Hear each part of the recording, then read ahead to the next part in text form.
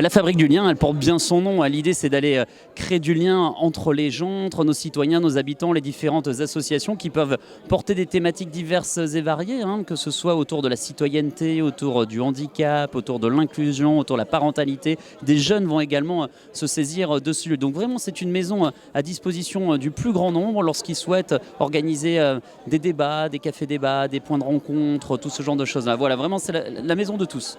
Puisque tout ceci se structure et s'organise, mais c'est à disposition des associations, des institutions, des différents organismes effectivement qui sont porteurs de thématiques et qui veulent pouvoir partager, échanger avec les autres. Je n'oublie pas également que juste à côté a ouvert il y a quelques jours la boutique du Secours Populaire qui est ouvert minimum 3 jours par semaine et qui répond là aussi à un besoin pressant parce qu'on est dans une société qui a changé.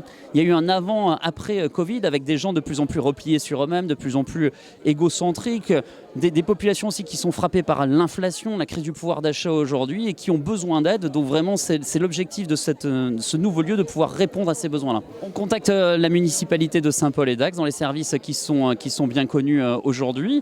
Et ensuite, en fonction des créneaux qui sont disponibles, on met à disposition ce lieu dans les formalités habituelles. Rien de compliqué. C'est gratuit pour les associations et organismes que l'on connaît bien. Si d'aventure quelqu'un veut organiser un séminaire ici, c'est pas vraiment l'objet en fait de cette Fabrique du Lien. Les organismes et les citoyens aussi qui voudraient monter des conférences, des débats, des cafés d'échange, ce genre de choses-là.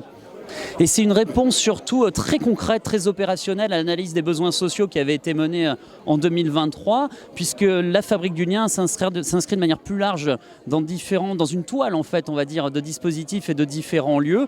L'Amica a été rénové l'an dernier, chacun s'en souvient. Nous avons créé également il y a 2 ans un point d'accès au droit qui est extrêmement demandé aujourd'hui. Nous avons accompagné aussi des initiatives comme la création du comptoir de l'électroménager. Une épicerie sociale et solidaire devrait ouvrir courant octobre. Les travaux vont commencer également pour le pôle de santé du côté d'Angoide. Et nous avons en plus la résidence autonomie qui est en construction du côté du Maréchal Foch. Donc vous voyez que nous apportons des réponses, nous essayons d'apporter des réponses extrêmement concrètes aux enseignements qui sont ressortis de l'analyse des besoins sociaux et pour lesquels nos habitants et nos concitoyens aujourd'hui ont cruellement besoin. Au-dessus également, remercier l'ensemble des collègues élus qui se sont impliqués, remercier nos services. J'aperçois Myriam Blanc qui est avec nous ce matin, le service social, le CCAS.